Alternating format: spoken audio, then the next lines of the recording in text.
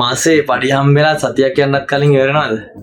ඔයාට අන්තිමේට මාසේ ගත කරද්දී සල්ලි නැහැ කියලා මැසවිලි නගලත් එපා වෙලාම නේද ඉන්නේ? ඇත්ත වශයෙන්ම ගත්තොත් එහෙම අපි ඉපදෙනකොට දුප්පත් වෙලා ඉපදෙන එක ඇත්තටම අපේ ප්‍රශ්නයක් නෙවෙයි. කියන්නේ ඔයා ඉපදෙනකොට ඉපදෙද්දිම ඔයා මුදල් නැතුව ඉපදෙන එක ප්‍රශ්නයක් නෙවෙයි දුප්පත් වෙලා.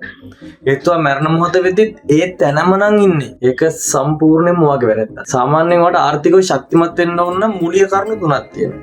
ඒ කරුණු තුන ඔයාලා සම්පූර්ණ කරනවා නම් සාමාන්‍යයෙන් ඔයාලා ආර්ථික වශයෙන් ශක්තිමත් වෙමින් ගමන් කරනවා. පළවෙනි විදිහට ගත්තා අපිට අපි ආයෝජනය කරන්න ඕන. ඒ කියන්නේ අපි බැංකු පොත්වල දාන එකම නෙවෙයි.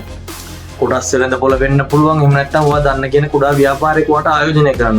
ඊට අමතරව දැනුම මේ ලෝකෙ දියුණු වෙනවනේ. ඒතර ඔයා දැනුම දියුණු වෙන්න ඕන.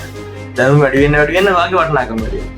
අනිත් දේ තමයි වැදගත්ම දෙයක්. ඒ තමයි වියදම් කළමනාකරණය කරන්න. ඒ කියන්නේ අත්‍යවශ්‍ය සහ අවශ්‍ය කියලා ද්‍රව්‍ය දෙකක් තියෙන අපිට ඕන කරන දේවල්.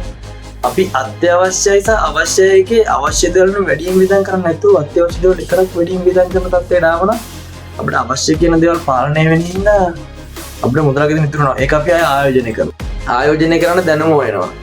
ඔය තුන එකතු වුණාම ඔයාලගේ සාර්ථකත්වය ඉස්සරහට හම්බ වෙනවා. ඒ කියන්නේ ඔයාලගේ ආර්ථික ශක්තිමත් වෙනවා. ඔයාලා මේ ගන්න පුංචි තීරණයක්.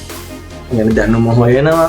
ඊට පස්සේ ආයෝජනය කරනවා. එතකොට මුදල් කළමනාකරණය කරනවා. ඒ තුන කරනකොට ඕකට ගන්න මම තීරණය කරලා ඒ තත්ත්වයට ආපුවම ඔයාගේ ආර්ථික ශක්තිමත් වෙනවා. ඔයා මේ ගන්න පුංචි තීරණය ඔයාලගේ પરම්පරාව සතුටින් කියන්නේ හේතු වෙනවා. ඔයා අදම පටන් ගන්න. අදම හිතන්න, දැනුම හොයන්න, අත්‍යවශ්‍ය සහ අවශ්‍ය කියලා ඔයාගේ ජීවිතේ තියෙන දේවල් වෙන් කරන්න. සටහන් පොතක් අරගෙන. ඊට පස්සේ ඉවරලා ඔයාලා වෙන් කරලා අත්‍යවශ්‍ය දේවල් වෙනුවෙන් වියදම් කළා අවශ්‍ය දේවල් ගැන පොඩ්ඩක් දෙපාරක් තුන්පාරක් හිතන්න වියදම් කරනවාද කියලා.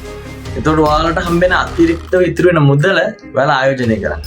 ආයෝජනය කරන කලින් දැනුම වැඩි කරගන්න. මම ඔයාලට ජය පතනවා. good luck.